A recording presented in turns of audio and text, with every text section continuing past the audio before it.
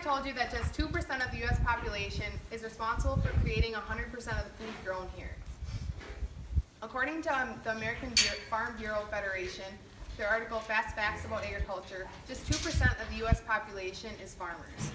Everyone eats and all that food starts at a farm, so it's important for people to understand the concept of modern agriculture. I live on a farm and I'm an animal science major here at NDSU, and I've chosen to go into a career path in agriculture. Over the years, farms have changed, but animals are still the most important part. Today I'm going to tell you about how farms have changed and grown, why they've changed and grown, and a little bit about the lives of animals on these farms. Farms have gone from being smaller to larger, and they have gone from being smaller and more numerous with fewer animals to larger and fewer farms but more animals. Here is a map of my neighborhood.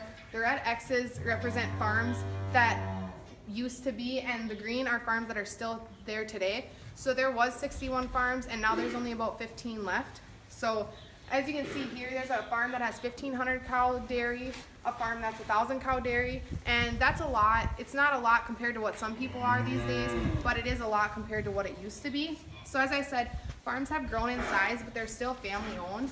According to the USDA, 97% of farms are still family owned. I live on a family owned farm, and it really is a family operation. You need people that can get along to be able to get a lot of the work done that needs to be done. Now you know that farms are growing, you might be wondering why they're growing. It's difficult for small farms to keep going just because resources are so expensive. There's a farm near my house that is worth over $1 million, and that might not seem like a lot, but it is a lot to be able to get into something like this.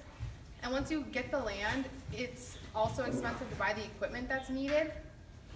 Midwest Machinery Company is a machinery company in central Minnesota, and on their website there's a used tractor that's $400,000. And that is a lot for a tractor, but it's not uncommon to see tractors that are newer for $250,000 to $350,000. So with that being said, profits are also kind of small for the amount of work put in. A lot of times farmers are up from before the sun comes up till after the sun goes down, and that's like working a whole entire day. And according to the American Farm Bureau Federation, for every dollar that's spent on food in the United States, just 16 cents goes back to the farmer.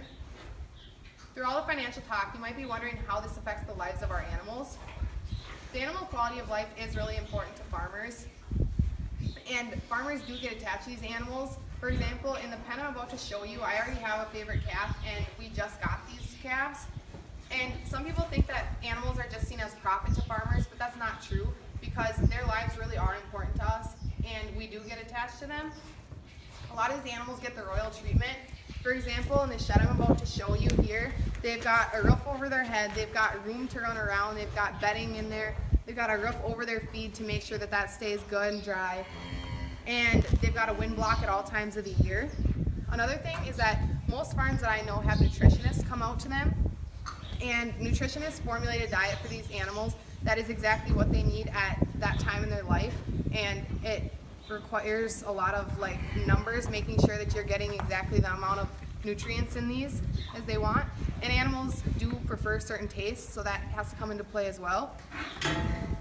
So for example, here's the feed we use. It's got corn, it's got hay, and it's got Purina pellets in it that are formulated with a certain amount of vitamins and minerals and proteins that they need to grow at a certain times in their life.